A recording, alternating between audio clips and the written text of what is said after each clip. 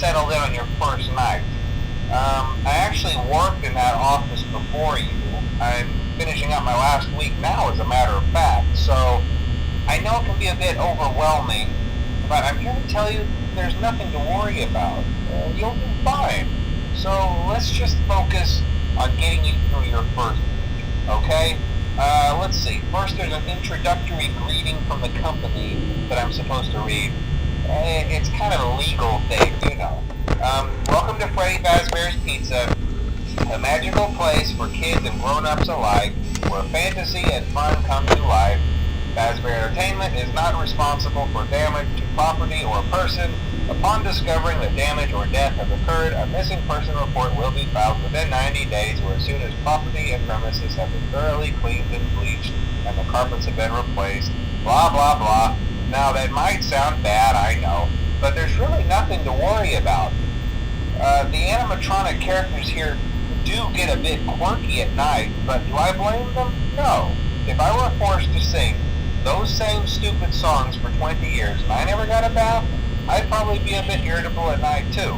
So remember, these characters hold a special place in the hearts of children and we need to show them a little respect, right? Okay. So just be aware, the characters do tend to wander a bit. They're left in some kind of free roaming mode at night. Something about their servos locking up if they get turned off for too long. They used to be allowed to walk around during the day too, but then there was the bite of 87. Yeah, it's amazing that the human body can live without the frontal lobe, you know? Now, concerning your safety, the only real risk to you as a night watchman here, if any, is the fact that these characters, if they happen to see you after hours, probably won't recognize you as a person. They'll most likely see you as a metal endoskeleton without its costume on. Now, since that's against the rules here at Freddy Fazbear's Pizza, they'll probably try to forcefully stuff you inside a Freddy Fazbear suit. Now, that wouldn't be so bad if the suits themselves weren't filled with cross beams, wires, and animatronic devices, especially around the facial area. So you can imagine how having your head forcefully pressed inside one of those could cause a bit of discomfort and death. The only parts of you that would likely see the light of day again would be your eyeballs and teeth that pop out the front of the mask. Yeah, they don't tell you these things when you sign up. But hey, first station of the breeze. I'll chat with you tomorrow. Check those cameras and remember to close the doors only if absolutely necessary. Gotta conserve power. Alright, good night.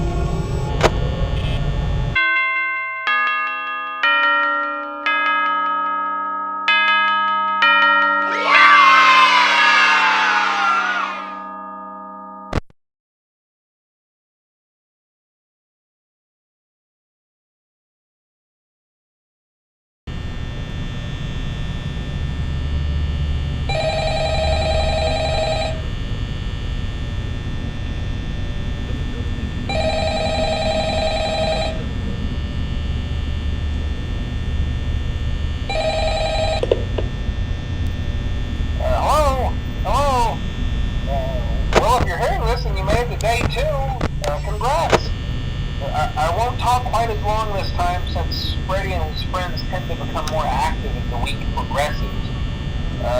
It might be a good idea to peek at those cameras while I talk, just to make sure everyone's in their proper place, you know. Interestingly enough, Freddy himself doesn't come off stage very often.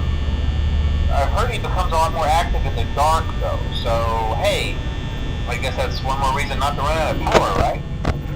I also want to emphasize the importance of using your door lights. There are blind spots in your camera view, and those blind spots happen to be right outside your doors. So if you can't find something or someone on your cameras, be sure to check the door light. You might only have a few seconds to react. Not that you would be in any danger, of course. I'm not implying that. Also, check on the curtain in Pirate Cove from time to time. The character in there seems unique in that he becomes more active if the cameras remain off for long periods of time. I guess he doesn't like being watched. I don't know. Anyway, I'm sure you have everything under control. Talk to you soon.